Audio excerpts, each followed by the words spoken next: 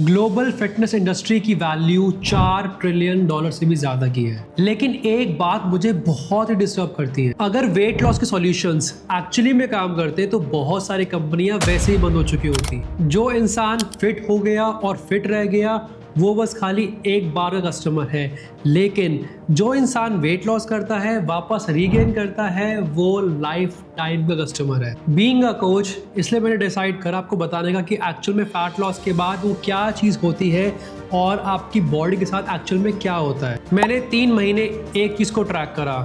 दिल्ली, मुंबई, बैंगलोर के 30 लोग, सब ने किसी न किसी टाइप की डाइट फॉलो करी थी, चाहे वो कीटो हो, चाहे वो पेलियो हो, चाहे वो लो कार्ब हो, हाई कार्ब हो, काउंटिंग कैलोरीज हो, जिम प्रोग्राम्स हो एंड व्हाट नॉट। और आगे बढ़ने से पहले मैं आपको एक बात क्लियर करना चाहता हूँ, मैं बस खाली बाहर से ऑब्जर्व नहीं कर रहा। मैं सालों से ऐसे लोगों को कोच कर रहा हूँ जो फैट लॉस करना चाहते हैं, मसल बिल्डिंग करना चाहते हैं, जिनका प्लेटू आ चुका है, या जो एक फैट लॉस जर्नी के बाद वापस वेट रीगेन कर लेते हैं। सबकी अलग अलग बॉडी होती है, अलग अलग डिसिप्लिन होता है, लेकिन सबका जो पैटर्न है वो एक ही होता है। पहले के 4 हफ्ते वेट कम होता है, मोटिवेशन हाई रहती है एंड रिजल्ट जो है वो विजिबल होते हैं। अगले 4 हफ्ते फैट लॉस लो हो जाता है और जो रिजल्ट्स हैं वो भी धीरे हो जाते हैं। ऑलमोस्ट लोग प्लेटू हिट कर लेते हैं, कुछ लोग बीच में छोड़ देते हैं या कुछ लोग अपने आप को बहुत ज़्यादा पुश करते हैं। लेकिन असली सच तो तब सामने आया जब मैंने 6 महीने बाद उन लोगों से बात करी। 30 में से बस 3 लोग अपना वेट मेंटेन कर पाए, बाकी सब ने अपना जितना फैट लॉस करा था वो वापस गेन कर लिया और कुछ लोग तो ऐसे भी थे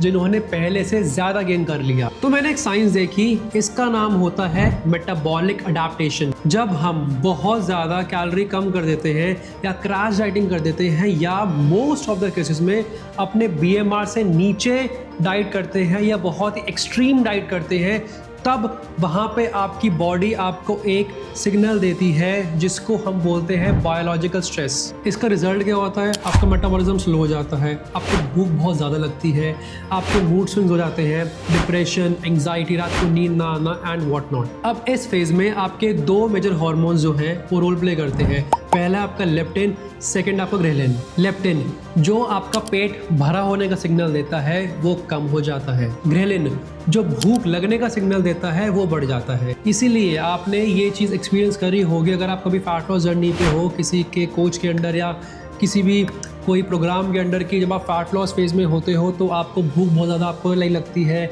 या आपने कुछ भी खाया होता है आपको फुल फील नहीं होता। इसका मतलब क्या है कि डाइटिंग करने के बाद आप ज़्यादा भूखे फील कर रहे हो, लेकिन आप जो फूड है उसकी जो क्वांटिटी है वो उतनी खा रहे हो। और सबसे शॉकिंग बात, ऐसे भी मैंने लोग देखे हैं जिनको कई साल हो गए हैं लेकिन उनका जो मेटाबॉलिज्म है अभी भी वैसा का वैसा ही है, फिक्स नहीं हो पाया। सो अब हम बात करते हैं विद एग्जांपल। मान लो एक बंदा है अर्जुन ने 4 महीने में 18 किलो लूज कर लिया। उसने कोई चीटिंग नहीं करी, वो उसकी डाइट ऑन पॉइंट थी, वर्कआउट ऑन पॉइंट था, इन शॉर्ट सब कुछ ऑन पॉइंट था। इंस्टाग्राम पे तो वो हीरो लग रहा था, लेकिन एक्चुअल लाइफ में उसको हमेशा थकावट रहती थी, उसको नींद नहीं आती थी, फोकस खराब था और भूख कभी भी लग जाती थी। उसको ये लगा कि जब मैं अपना गोल अचीव कर लूँगा तब सब ठीक हो जाएगा, लेकिन कुछ भी ठीक नहीं हुआ।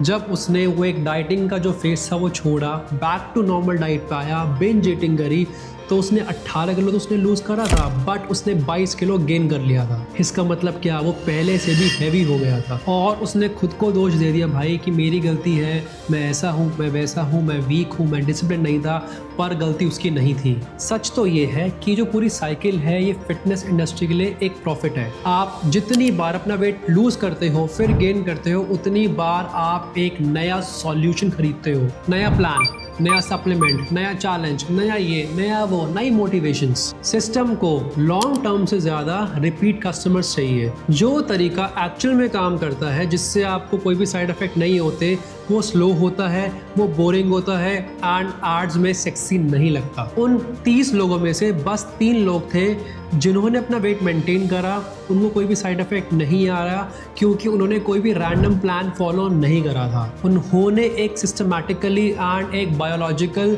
अलाइंड अप्रोच अप्लाई करी थी और उन्होंने वही फ्रेमवर्क फॉलो करा था जो मैं अपने क्लाइंट्स को देता हूँ। उनकी बॉडी ने उनके साथ फाइट नहीं करी, उनकी बॉडी ने उनको अपना दुश्मन नहीं समझा, बल्कि उनकी बॉडी ने उनका साथ दिया। अगली वीडियो में यानी कि पार्ट 2 में मैं आपको एग्जैक्टली दिखाऊंगा कि उन्होंने क्या करा, क्या सिस्टम फॉलो करा और उनका जो फैट लॉस था वो इतना सक्सेसफुल कैसे हुआ। कोई मैं आपको हाइप नहीं बताऊंगा, कोई फैंसी या आपको चीज़ नहीं बताऊंगा, सिर्फ वो बताऊंगा जो एक्चुअल में काम करता है। अगर आप वो देखना चाहते हो अगली वीडियो में तो उसके लिए आपको सब्सक्राइब करना पड़ेगा, क्योंकि आज जो सिस्टम चल रहा है वो आपको फिट नहीं करेगा, वो आपको एक लूप में फंसा देगा।